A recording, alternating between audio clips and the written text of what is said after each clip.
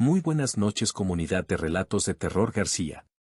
Es un gusto de saludarlos. Los mejores relatos y experiencias y situaciones que ocurren del más allá y lo sobrenatural. Presenta. Historia. El secuestrador de cadáveres. Narrada por el licenciado Gabriel Antonio Pombo. Había una vez un hombre que vivía junto a un cementerio. Podemos decir que ese hombre se llamaba Don Diego de Salazar y situar su historia en la España del siglo XVI.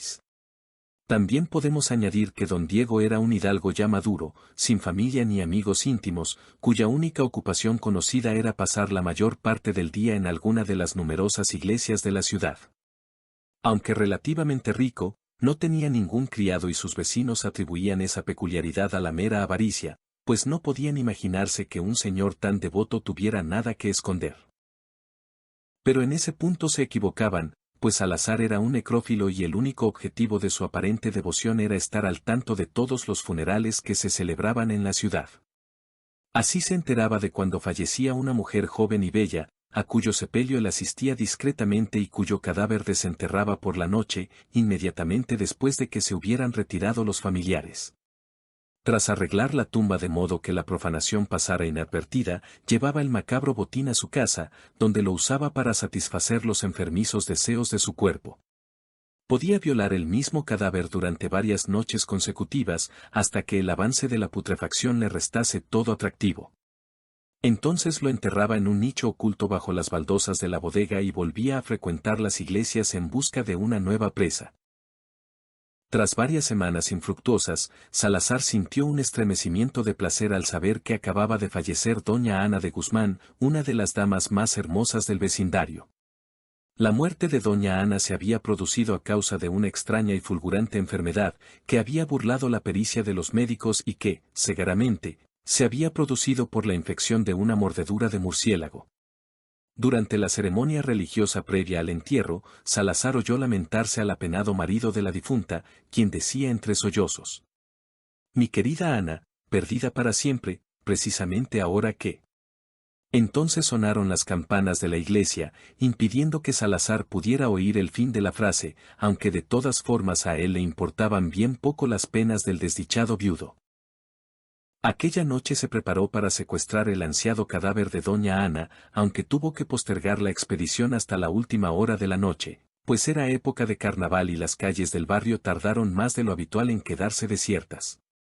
Así pues, ya era casi de día cuando Salazar pudo volver a su casa con el cuerpo de doña Ana en sus brazos. Tras depositarla sobre su cama, le dedicó una atenta mirada bajo la luz de las velas y vio, satisfecho, que la muerte no le había arrebatado ni un ápice de su belleza. De no ser por la intensa, aunque no desagradable, palidez de su rostro, hubiera podido decirse que estaba simplemente dormida. Salazar tomó una navaja para desgarrar los ropajes de la difunta, pero a causa de la excitación que sentía se hizo un corte en un dedo. Cuando el olor de la sangre alcanzó sus fosas nasales, doña Ana resucitó repentinamente y, tras emitir un gemido animal, se arrojó sobre su sorprendido raptor, con el ímpetu y la rapidez de un gato montés que acomete a su presa. Su rostro seguía tan pálido como antes, pero sus ojos, antes azules, emitían un brillo rojizo semejante al de los carbones encendidos. La resucitada acercó su boca a la indefensa garganta de Salazar y separó sus labios, mostrando unos colmillos largos y afilados como los de un lobo.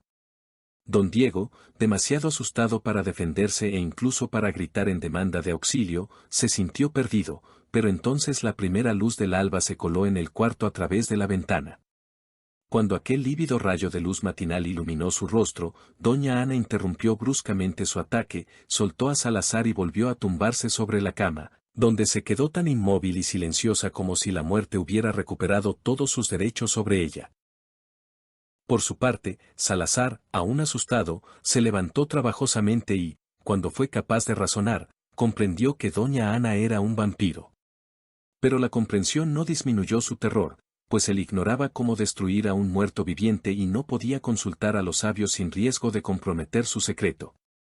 Por ese mismo motivo tampoco podía devolver a doña Ana a su tumba, pues los vecinos ya se habrían despertado y llamarían a la Inquisición si lo veían llevando consigo un cadáver. La única opción viable era esperar hasta la noche siguiente y devolverla al cementerio cuando la gente se hubiera acostado. Claro que eso también planteaba un problema, la mujer vampiro estaría dormida mientras fuera de día, pero seguramente se despertaría al anochecer, antes de que Salazar pudiera sacarla de su casa. El atribulado necrófilo pasó largas horas sentado sobre el frío suelo de la alcoba, sin hacer otra cosa que pensar en lo que debía hacer para proteger tanto su vida como su secreto. Ya se estaba poniendo el sol cuando se le ocurrió una idea. Es sabido que los vampiros pueden llegar a ser muy fuertes, pero aquel ejemplar aún no había probado ni una gota de sangre, de modo que sus fuerzas no serían muy superiores a las de una mujer normal y bastaría una simple cuerda para retenerla. Salazar actuó rápidamente, pues doña Ana podía despertarse en cualquier momento. Le ató fuertemente las 4 extremidades con una gruesa soga y también le puso una buena mordaza en la boca, para prevenir sus mordiscos y ahogar su voz en caso de que los vampiros pudieran gritar. La idea inicial de Salazar era esperar a que las calles se vaciaran para llevarla al cementerio, pero al verla fuera de combate cambió de opinión y decidió dejarla tendida sobre la cama.